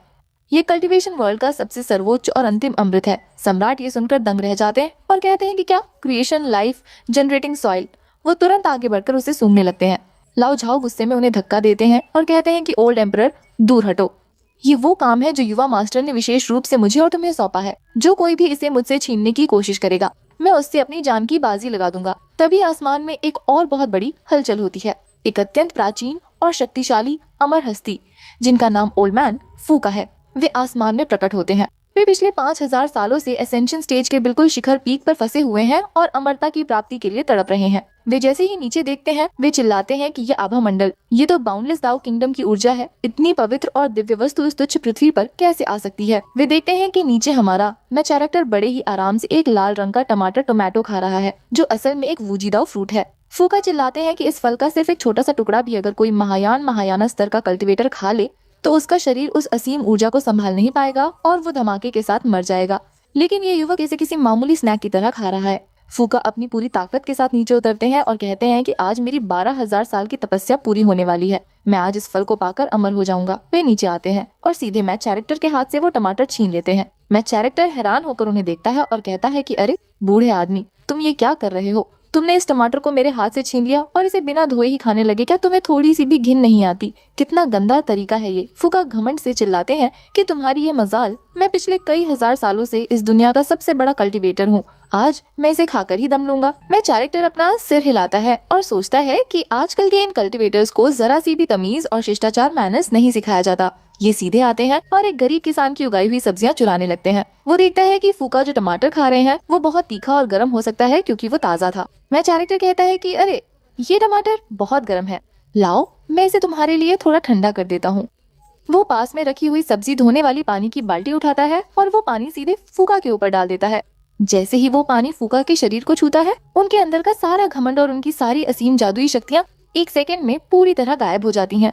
उनकी पूरी कल्टीवेशन सील हो जाती है। वे जमीन पर गिर जाते हैं और हांफते हुए चिल्लाते हैं कि नहीं, ये मुमकिन नहीं है, ये सब कुछ झूठा और नकली है। मैंने पिछले 12,000 सालों तक इतनी कठोर साधना की है और मैं इस युवक के द्वारा फेंके गए सब्जी धोने वाले साधारण पानी के एक छींटे को भी सहन नहीं कर पाया। मेरी पूरी शक्ति खत्म हो गई। तभी आसमान में एक और अजीब नजारा दिखता है। आसमान के ठीक बीचों बीच एक बहुत बड़ी आंख खुलती है जिसे आई ऑफ द हेवनली डाव कहा जाता है। दोपहर का समय है लेकिन आसमान में अचानक 2 सूरज दिखाई देने लगते हैं जिससे बहुत तेज गर्मी होने लगती है। मैं कैरेक्टर ऊपर देखता है और गुस्से में चिल्लाता है कि अरे दोपहर के समय ये आसमान में क्या अजीब सी चीजें झूल रही हैं। आसमान में 2-2 सूरज चमक रहे हैं। क्या मेरे घर का बाथरूम हीटर अचानक जीवित हो गया है और आसमान में जाकर बैठ गया है? इस तेज गर्मी की वजह से मेरी सारी हरी सब्जियां और फसलें जलकर बर्बाद हो रही हैं। तुम्हें इस नुकसान का पूरा हर्जाना देना होगा। वो आसमान की तरफ देखकर जोर से चिल्लाता है कि अगर तुम्हें बारिश करनी है तो जल्दी से बारिश करो, और अगर तुम्हारे बस का बारिश करना नहीं है तो यहाँ से तुरंत दफा हो जाओ। यहाँ खड़े होकर फालतू में मेरा टॉयलेट मत घेरो। जैसे ही उसके मुंह से ये शब्द निकलते हैं, आसमान में मौजूद वो पवित्र आई ऑफ द हेवनली डाव डर के मारे थर थर कांपने लगती है। वो तुरंत एक बहुत बड़े काले बादल में बदल जाती है और धीरे धीरे नीचे आकर मैं कैरेक्टर के वेजिटेबल गार्डन के ऊपर तैरने लगती है। लाओ झाओ ये सब देखकर श्रद्धा से रोने लगते हैं और कहते हैं कि मुझे अब पूरी तरह से समझ आ गया है। हम सब जो स्वर्ग में बड़े बड़े दावों और शक्तियों के लिए आपस में लड़ते झगड़ते रहते थे, वो सब पूरी तरह से समय की बर्बादी थी। असली सर्वोच्च शक्ति और ज्ञान किसी तलवार या आसमान में नहीं है, बल्कि वो तो इस पवित्र मिट्टी में है, वसंत ऋतु की बुआई में है और शरद ऋतु की फसल की कटाई में है। हमारे दैनिक जीवन की इन छोटी मोटी चीजों में ही असली ज्ञान छिपा है। प्रकृति के नियमों का सरलता से पालन करना ही ट्रू पैथ टू सिंप्लिसिटी है। मैं कैरेक्टर अपने आंगन में काम कर रहे उन चारों बूढ़े मजदूरों को देखता है और मन ही मन बहुत खुश होता है। वो सोचता है कि चलो कुछ भी कहो, लेकिन मेरे पास मुफ्त में काम करने वाले ये 4 बेहतरीन मजदूर फ्री लेबरर्स आ गए हैं। ये बुरा सौदा नहीं है। मुझे कल सुबह उठकर अपने खेतों में कुछ हरी स्कॉलिंस लगानी होगी। तभी वो पीछे देखता है जहाँ वांग डाचुई और सम्राट जमीन खोद रहे हैं। मैं कैरेक्टर डाचुई को डांटते हुए कहता है कि हैमर, तुम्हारी ये घास उखाड़ने और जमीन साफ करने की रफ्तार बहुत ही घटिया है। देखो इस लाओ झाओ ने आज सुबह से ही 3 बड़े प्लॉट्स को पूरी तरह से खोदकर मिट्टी को आटे से भी ज्यादा बारीक बना दिया है। लाओ झाओ गर्व से अपनी छाती फुलाकर कहते हैं कि युवा मास्टर, मुझे पूरा यकीन है कि इस महीने का एक्सीलेंट एम्प्लॉई सर्टिफिकेट निश्चित रूप से मुझे ही मिलेगा। और युवा मास्टर ने मुझसे वादा किया है कि जो कोई भी इस महीने सबसे अच्छा काम करेगा उसे आज रात के खाने में एक एक्स्ट्रा फ्रीड एग इनाम में मिलेगा। डाचुई गुस्से में चिल्लाता है कि ये सब बकवास है। कल जब मैं पिछले आंगन में वो तलवार जैसी घास उखाड़ रहा था, तब मैंने उस दर्द और संघर्ष के बीच ब्रह्मांड की सबसे सर्वोच्च तलवार की भावना सुप्रीम सोर्ड इंटेंट को हासिल किया है। अब मेरे इन हाथों में सोने को भी काट देने की शक्ति है। मैं हवा की रफ्तार से घास उखाड़ सकता हूँ, इसलिए वो फ्राई एग और वो सर्टिफिकेट सिर्फ और सिर्फ मेरा है। तुम दोनों इसके लायक नहीं हो। तभी पास खड़ा वो प्राचीन जानवर जो सुअर के रूप में था, वो भी अपनी आवाज निकालता है। डाचुई कहता है कि देखो, लॉर्ड टाउटी भी मेरी बात से सहमत हैं। उनके दांत आज सुबह ब्रश करने के बाद इतने सफेद चमक रहे हैं जैसे कोई असली पन्ना हो। आज रात का अंडा तो निश्चित रूप से मुझे ही मिलेगा। मैं कैरेक्टर घर के अंदर से चिल्लाता है कि तुम सब सुबह सुबह इतना शोर क्यों मचा रहे हो? क्या तुम सब मिलकर एक सीधे साधे इंसान को चैन की नींद भी नहीं सोने दोगे? शांत हो जाओ और थोड़ा ब्रेक लो। जब तक वो नई लड़की जी रक्षु हमारे लिए नाश्ता तैयार नहीं कर लेती, तब तक कोई भी मुझे परेशान नहीं करेगा। तभी मैं कैरेक्टर के दिमाग में फिर से सिस्टम की घंटी बजती है। डिंग। सिस्टम ने ये पता लगाया है कि होस्ट के पास अब 4 अत्यंत उच्च स्तरीय और टॉप टियर फार्म हैंड्स आ चुके हैं। आपका ये छोटा सा फार्म अब एक बहुत ही सुंदर और व्यवस्थित आकार लेने लगा है। लेकिन एक फार्म का मालिक होकर क्या आप जीवन भर सिर्फ खेतों में सब्जियां ही उगाते रहेंगे? नहीं, आपके फार्म का कॉम्प्रिहेंसिव डेवलपमेंट होना बेहद जरूरी है। सिस्टम तुरंत अपना नया निर्देश जारी करता है। सिस्टम 3.0 प्री रिक्विजिट टास्क जारी किया जाता है। Aquaculture and industry. कृपया अपने घर के पिछले आंगन में एक बहुत बड़ा मछली का तालाब फिश पॉन्ड खोदें, जिसका कुल क्षेत्रफल कम से कम 100 वर्ग मीटर 100 स्क्वायर मीटर होना चाहिए, और तालाब तैयार होने के बाद उसमें मछली के फिश फ्राई डालें। इस कार्य को सफलतापूर्वक पूरा करने पर आपको इनाम के तौर पर एक ऐसी जादुई मछली पकड़ने वाली छड़ी फिशिंग रॉड मिलेगी जो दुनिया की सीमाओं को पार करके किसी भी आयाम से मछली पकड़ सकती है और लॉज ऑफ स्पेस को पूरी तरह से नजरअंदाज कर सकती है।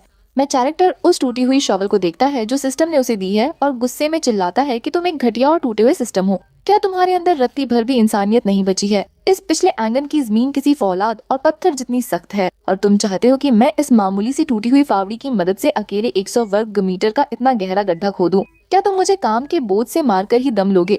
वो अपने उन 4 बूढ़े मजदूरों को देखता है जो खेतों में काम करने में तो बहुत माहिर हैं, लेकिन वे सब केवल अपनी शारीरिक ताकत का ही इस्तेमाल कर रहे हैं। अगर मैं उन चारों से भी कहूँ कि वे इस फौलाद जैसी जमीन को खोदकर 100 वर्ग मीटर का तालाब बनाएं, तो निश्चित रूप से अगला साल आ जाएगा, लेकिन ये तालाब पूरा नहीं होगा। वो अफसोस जताते हुए कहता है कि उफ, ये तो सरासर बर्बादी है। मुझे कल उस उड़ने वाली गाड़ी के मलबे को कबाड़ वाले को इतनी जल्दी नहीं बेचना चाहिए था। अगर वो जादुई पहिया आज मेरे पास होता तो मैं उसका उपयोग एक बड़े एक्सकेवेटर यानी खुदाई करने वाली एक्सकवेटर की तरह कर सकता था और मेरा काम बहुत आसान हो जाता।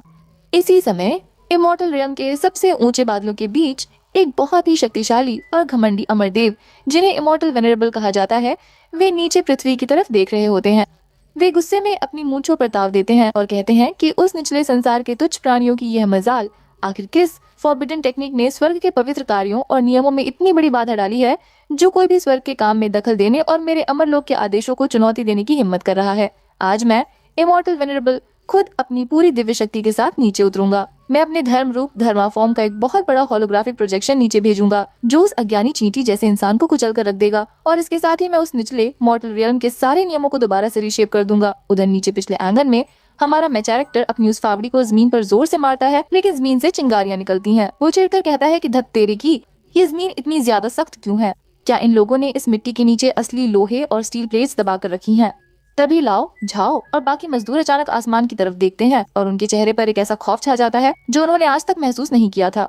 वे सब थर थर कांपने लगते हैं। लाओ, झाओ कांपती आवाज में कहता है कि ये कैसा भयानक और असीम आभा मंडल है। ये ऊर्जा तो असेंशन स्टेज के सर्वोच्च शिखर को भी बहुत पीछे छोड़ चुकी है। ये निश्चित रूप से स्वर्ग से किसी सच्चे अमरदेव ट्रू इमॉर्टल का नीचे आगमन हो रहा है। तभी आसमान के बादल फट जाते हैं और इमॉर्टल वेनरेबल का एक विशाल सोने की तरह चमकता हुआ थर्माफॉर्म नीचे की तरफ बढ़ने लगता है।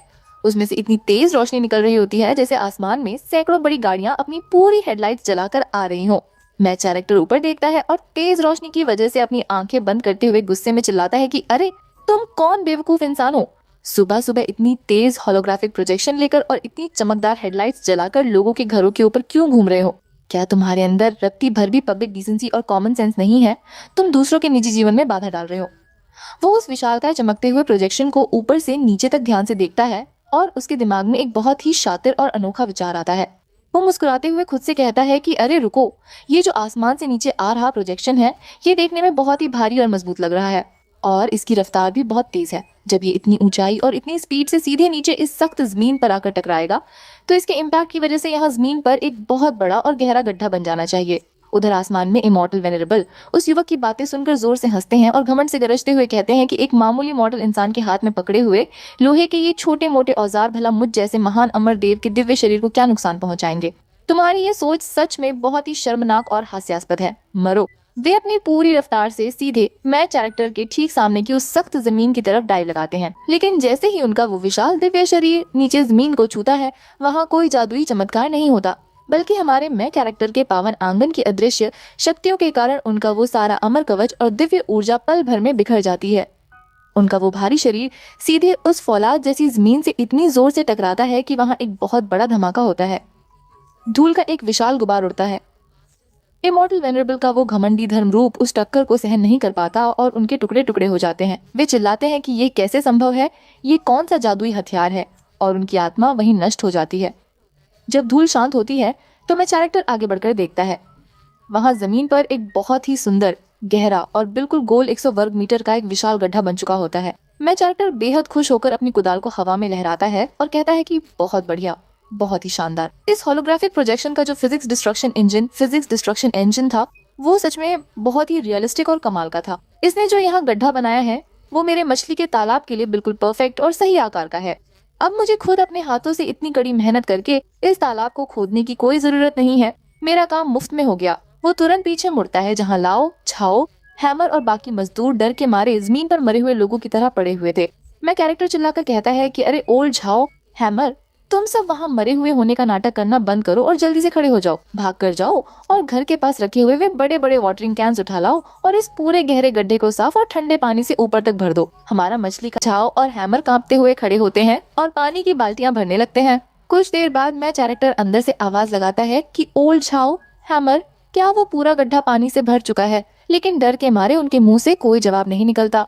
वे दोनों मन ही मन रो रहे होते हैं। लाओ झाओ कहता है कि हे भगवान, ये तो सरासर बर्बादी है। जिस पानी को युवा मास्टर इस गड्ढे में भरने के लिए कह रहे हैं वो कोई साधारण पानी नहीं है, वो तो साक्षात 9 हेवन स्पिरिट स्प्रिंग का पवित्र जादुई जल है। इसकी सिर्फ एक छोटी सी बूंद के लिए पूरा कल्टीवेशन वर्ल्ड आपस में खून की नदियां बहाने के लिए तैयार रहता है और हमारे युवा मास्टर इस अनमोल खजाने का उपयोग यहाँ सुअरों के बाड़े के पास मछलियां पालने के लिए एक मामूली पानी का गड्ढा वाटर पिट भरने के लिए कर रहे हैं। हैमर उसे समझाते हुए कहता है कि तुम चुप रहो, तुम क्या जानो, इसे ही तो एक बहुत ही महान और vision of a great being कहा जाता है। हम जिसे ब्रह्मांड का सबसे बड़ा खजाना समझ रहे हैं वो हमारे युवा मास्टर की दिव्य नजरों में सिर्फ मछलियां पालने का एक साधारण सा पानी का गड्ढा है। अब ये तालाब पूरी तरह से भर चुका है। मैं कैरेक्टर बाहर आता है और उस भरे हुए तालाब को देखता है।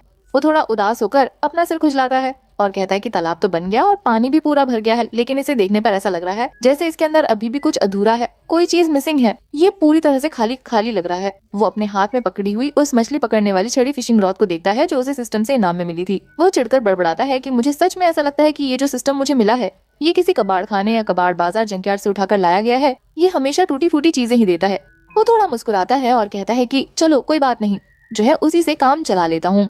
ये बहुत अच्छी बात है कि आज सुबह जब मैं सामने के आंगन में खेती के लिए जमीन खोद रहा था तब मुझे मिट्टी के नीचे से कुछ बहुत ही बड़े और मोटे अर्थवर्म्स मिल गए थे। मैं आज उन्हीं केंचुओं का इस्तेमाल मछली पकड़ने के बेट के रूप में करूंगा और मैं यहाँ घर के तालाब में नहीं बल्कि इस शहर के बाहर जो खूबसूरत लोफिंग रिवर बहती है, मैं आज वहाँ के सबसे प्रसिद्ध फिशिंग स्पॉट पर जाकर शांति से बैठूंगा और मछलियाँ पकड़ूंगा। अगर मुझे वहाँ कोई छोटी क्रूशन कार्प मछली मिली तो मैं उसे लाकर अपने इस नए तालाब में डाल दूंगा। इसी दौरान उस नदी के बहुत ही गहरे और गुप्त पानी के अंदर एक बहुत ही प्राचीन और भयानक जलीय जीव अपनी आंखें खोलता है। वो असल में एक विशाल और शक्तिशाली ड्रैगन है जो पिछले कई हजार सालों से उस नदी की गहराइयों में छुपा हुआ था। आज उसकी साधना पूरी हो चुकी है। वो पानी के अंदर अपनी विशाल पूंछ हिलाता है जिससे नदी में बड़ी बड़ी लहरें उठने लगती हैं। वो मन ही मन बहुत घमंड के साथ चिल्लाता है कि आज मेरी हजारों सालों की कठोर कल्टीवेशन अंततः अपने परफेक्शन पर पहुंच चुकी है। आज मैं संसार की सभी दिव्य सीमाओं और सेलेस्टियल बैरियर्स को हमेशा के लिए तोड़ दूंगा और यहाँ से सीधे स्वर्ग के दिव्य लोक में प्रवेश करके उस supreme position of the dragon God के सिंहासन को हासिल करूंगा। इस पूरे ब्रह्मांड और सभी आयामों में भला ऐसा कौन सा योद्धा या भगवान पैदा हुआ है जो आज मुझ महान ड्रैगन को आगे बढ़ने से रोक सके? कोई नहीं। लेकिन तभी आसमान से पानी के अंदर एक बहुत ही अजीब सी चीज नीचे गिरती है।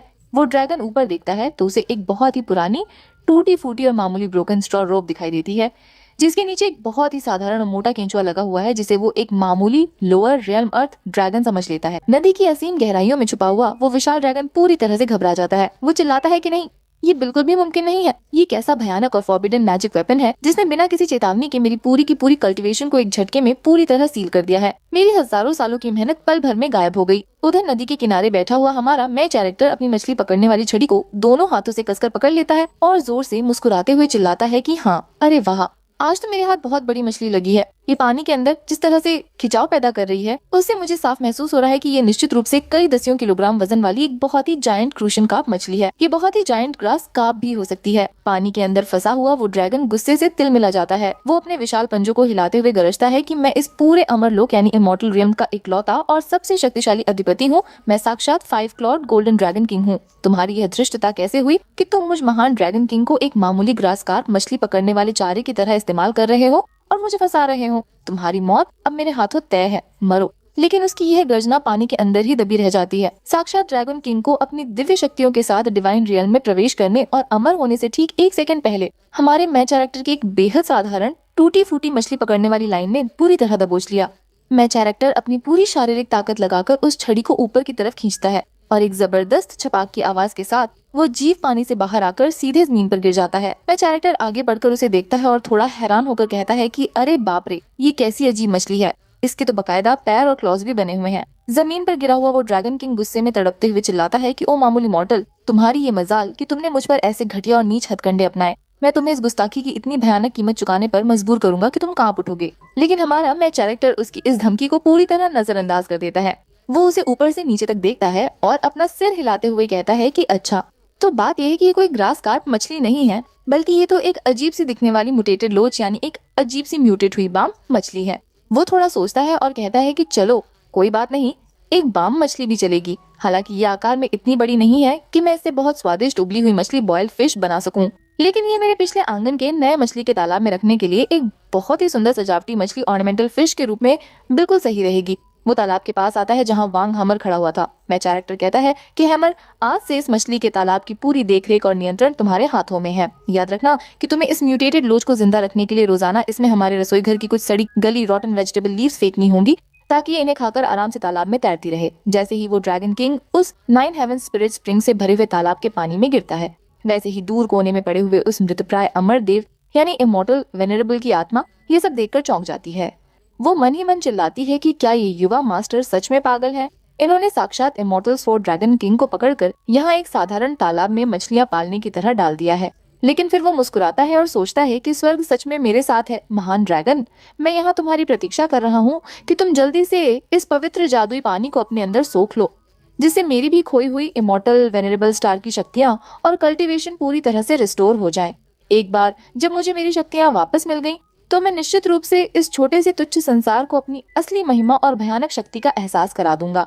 तभी उस तालाब के किनारे एक और बहुत ही भयानक प्राचीन जीव प्रकट होता है। जहाँ उसे देखते ही डर के मारे कांपने लगते हैं। वो कोई साधारण जीव नहीं है, वो इस पूरे ब्रह्मांड का सबसे पहला और प्राचीन क्रूर जानवर है, जिसे डिवोरिंग हेवन एओथियन कहा जाता है। वो तालाब के पानी की तरफ देखता है और अपनी जीभ निकालता है। वो ड्रैगन किंग और उस अमर देव की आत्मा को घूरते हुए ऐसे आगे बढ़ता है जैसे वे दोनों उसके लिए दोपहर के छोटे मोटे स्नैक्स हों। अब हम अगले सीन में देखते हैं कि सामने के आंगन में खेती का काम चल रहा है। सम्राट, जो कि अब एक साधारण खेत मजदूर की तरह काम कर रहे हैं, वे हाथ में फावड़ा लेकर जमीन खोद रहे हैं। लेकिन तभी वांग डाचुई उनके पास आता है और बहुत ही घमंडी लहजे में कहता है कि ओल्ड मास्टर हुआंग, तुम्हारी ये जमीन खोदने और गुड़ाई करने की मुद्रा होइंग पोस्चर पूरी तरह से गलत है। तुम्हें मिट्टी खोदते समय अपनी पीठ के बजाय अपनी पूरी वेस्ट फोर्स का इस्तेमाल करना चाहिए। देखो, जब मैं पिछले आंगन में जंगली घास उखाड़ रहा था, तब मेरी सांसें सीधे इन धान के खेतों की गहराइयों में समा रही थीं और मेरी इच्छा शक्ति मेरे दिल की हर धड़कन के साथ तालमेल बिठाकर चल रही थी। मैं वहाँ जो उखाड़ रहा था वो कोई साधारण जंगली घास नहीं थी,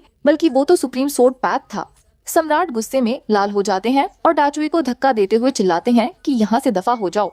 तुम जैसे मामूली घास उखाड़ने वाले को खेती और किसानी के बारे में भला क्या पता होगा। ये जो जमीन खोदने का भारी और महत्वपूर्ण कार्य है, ये स्वयं युवा मास्टर ने विशेष रूप से मुझे सौंपा है। तुम्हारे छोटे मोटे घरेलू काम और झाड़ू लगाने की तुलना भला मेरे इस महान कार्य से कैसे की जा सकती है। तुम मेरे काम में दखल मत दो। तभी मैं कैरेक्टर के दिमाग में फिर से सिस्टम की आवाज गूंजती है, डिंग। बधाई हो होस्ट, आपने आवश्यकता कार्य एक्वाकल्चर प्री रिक्विजिट टास्क सफलतापूर्वक पूरा कर लिया है। इसके उपलक्ष्य में आपने अपने फार्म का एक बिल्कुल नया मॉड्यूल अनलॉक कर लिया है, जो है प्रीमियम ऑर्चर्ड टास्क, यानी एक बहुत ही उच्च श्रेणी के फलों के बाग का कार्य। इसके इनाम के तौर पर सिस्टम आपको देता है बेहद कीमती प्रीमियम आड़ू के पौधे और एक तैयार कपड़ों का बैग। सिस्टम तुरंत मैं क्वेस्ट को अपडेट करता है। कृपया अपने पिछले आंगन में एक बहुत बड़ा फलों का बाग विकसित करें, वहाँ इन आड़ू के पेड़ों को रोपें और जब इन पर फल आ जाए तो फलों की पहली खेप की कटाई करें। मैं कैरेक्टर इस नए टास्क को देखकर बहुत खुश हो जाता है। वो मुस्कुराते हुए खुद से कहता है कि पेड़ लगाना, ये तो सच में एक बहुत ही बेहतरीन और शांतिपूर्ण काम है। वैसे भी मैं पिछले कई दिनों से रोजाना सिर्फ सूखी सब्जियां, मूली और कद्दू खा खाकर पूरी तरह तंग आ चुका हूँ। मेरे मुंह का स्वाद बिल्कुल फीका और ब्लैंड हो गया है। अगर मैं यहाँ अपने बगीचे में कुछ मीठे और रसीले फल उगा सकूं ताकि मेरे खाने का स्वाद थोड़ा बदल सके, तो ये स्वाभाविक रूप से बहुत ही उत्तम होगा। वो उन बीजों और पौधों के पैकेट को देखता है और थोड़ा चिढ़कर कहता है कि ये सिस्टम भी ना, इसके बीजों की पैकेजिंग हमेशा इतनी घटिया, फटी पुरानी और जर्जर क्यों होती है। वो जोर से आवाज लगाता है कि ओल्ड चिकन, बिग डाचुई, तुम दोनों वहाँ फालतू बैठकर अपना समय बर्बाद करना बंद करो और जल्दी से यहाँ आकर मेरे काम में हाथ बटाओ। मेरे लिए यहाँ जमीन के अंदर कम से कम 1 मीटर गहरा गड्ढा खोदो।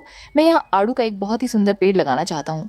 झाऊ तुरंत अपनी झाड़ू छोड़ता है और हाथ जोड़कर कहता है कि ठीक है युवा मास्टर, आप आराम कीजिए। आपका ये पुराना सेवक अभी इसी वक्त इस गड्ढे को खोद देता है। सम्राट भी फावड़ा लेकर आगे बढ़ते हैं तो लाओ झाऊ कहता है कि ओल्ड चिकन, थोड़ा धीरे करो, मुझे भी कुछ काम करने दो, वरना युवा मास्टर मुझसे नाराज हो जाएंगे। डाचुई उस पौधे को ध्यान से देखता है और पूछता है कि युवा मास्टर, ये छोटा सा पौधा देखने में बहुत ही अजीब और अपरिचित लग रहा है। मुझे समझ नहीं आ रहा कि ये आड़ू की कौन सी प्रजाति या वैरायटी है। मैं कैरेक्टर कहता है कि मुझे भी ज्यादा नहीं पता। जिस दुकानदार ने मुझे ये बीज बेचे थे उसने बस इतना कहा था कि ये एक बहुत ही प्रीमियम आड़ू प्रीमियम पीच है। वो लाओ झाओ से कहता है कि ओल झाओ, जाओ और पानी के टैंक से थोड़ा सा जादुई पानी लाकर इस पौधे की जड़ों में डाल दो। ये पौधा थोड़ा सूखा और डिहाइड्रेटेड लग रहा है। जैसे ही लाओ झाओ वो पानी उस पौधे की जड़ों में डालता है, वैसे ही वहाँ एक ऐसा चमत्कार होता है जिसे देखकर उन तीनों कल्टीवेटर्स के प्राण सूख जाते हैं। वो पौधा पलक झपकते ही एक बहुत बड़े और विशाल पेड़ के रूप में विकसित होने लगता है। उसकी टहनियाँ आसमान की तरफ बढ़ने लगती हैं। डाचुई चीखता है कि इसकी पत्तियों की बढ़ने की रफ्तार, ये कोई आड़ू का पेड़ नहीं है। इसकी छाल पर बैंगनी सुनहरे रंग के ड्रैगन स्केल के पैटर्न बने हुए हैं और इसकी हर एक टहनी के चारों तरफ एक बहुत ही रहस्यमयी और क्याउटिक पर्पल ऑरा मंडरा रहा है। झाओ थर थर कांपते हुए घुटनों के बल बैठ जाता है और चिल्लाता है कि हे भगवान, ये तो पौराणिक 9 टर्न कैस्पियन एंसेस्ट्रल रूट है। ये तो सीधे 9 हेवेंस इमॉर्टल रियम के सबसे पवित्र जेड पूल होली लैंड का सर्वोच्च और अंतिम खजाना है। सम्राट भी अपनी आंखें मेंदते हुए कहते हैं कि क्या 9 टर्न क्योस स्पीच। पौराणिक कथाओं में लिखा है कि हमारे स्वर्गीय दिवंगत सम्राट ने अपने पूरे जीवन में इसका सिर्फ एक टुकड़ा खाया था और हमारे युवा मास्टर इस सुप्रीम इमॉर्टल फ्रूट को सिर्फ एक मामूली आड़ू कह रहे हैं। इस फल का सिर्फ एक दाना किसी भी इंसान की उम्र को 30,000 साल तक बढ़ा सकता है और उसे पूरे ग्रेट दाव के मुकम्मल ज्ञान को समझने की शक्ति दे सकता है।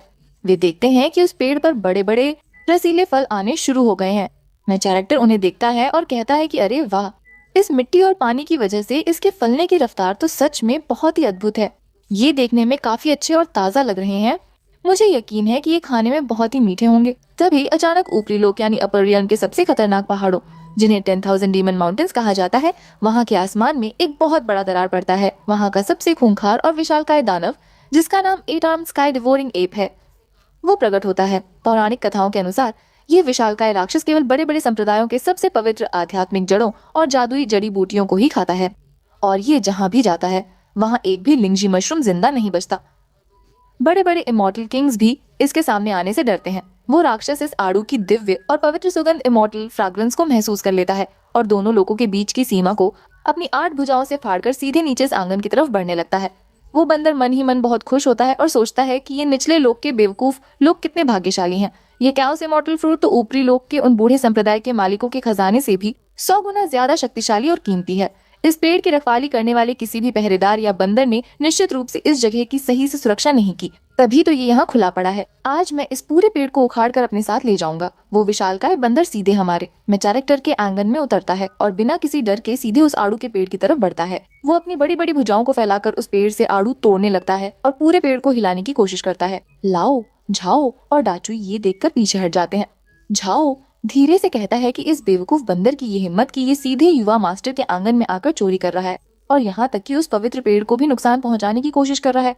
मैं शर्त लगा सकता हूँ कि ये यहाँ 3 सांसों के समय से ज्यादा जिंदा नहीं बच पाएगा। मैं कैरेक्टर जब घर से बाहर आता है और उस बंदर को देखता है तो उसका गुस्सा 7वें आसमान पर पहुंच जाता है।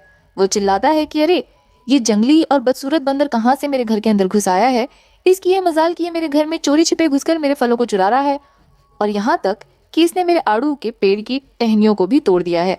आज मैं तुम्हें पर्यावरण और हरियाली की रक्षा करने का वो पाठ पढ़ाऊंगा जो हर नागरिक की जिम्मेदारी होती है। नीचे आओ और सीधे इस बोरी के अंदर जाओ। मैं कैरेक्टर के पास उस समय एक बहुत ही पुरानी फटी पुरानी आलू रखने वाली जूट की बोरी पोटैटो सैक पड़ी हुई थी। वो गुस्से में उस बोरी को हवा में लहराता है और उस बंदर की तरफ फेंकता है। वो बंदर जोर से हंसता है और सोचता है कि मेरा ये शक्तिशाली पंजा बड़े बड़े राजाओं के जादुई हथियारों को भी मलबे में बदल सकता है, तो ये मामूली सी फटी हुई बोरी भला मेरा क्या बिगाड़ पाएगी। ये तो मेरे करीब आने की हिम्मत भी नहीं कर सकती। लेकिन वो नहीं जानता कि वो कोई साधारण बोरी नहीं है, बल्कि वो तो साक्षात क्यांकून डिवोरिंग बैग है जिसके अंदर पूरे ब्रह्मांड के लॉस ऑफ स्पेस समाये हुए हैं। जैसे ही मैं कैरेक्टर उस बोरी को कैजुअल तरीके से फेंकता है, वो बोरी हवा में बड़ी हो जाती है और पल भर में ऊपरी लोक के उन सभी अंतरिक्ष के नियमों को पूरी तरह से दबा देती है। वो बंदर चिल्लाता है कि नहीं, ये कैसे मुमकिन है। मेरी पूरी राक्षसी शक्ति डिमोनिक पावर इस बोरी के सामने बिल्कुल बेकार और निष्प्रभावी हो गई है। ये फटी पुरानी बोरी आखिर कौन सी प्रतिबंधित और डरावनी चीज है। वो बंदर डर के मारे कांपने लगता है, लेकिन अब बहुत देर हो चुकी थी। वो के साथ हमारी ये स्टोरी यहीं पर खत्म होती है। तो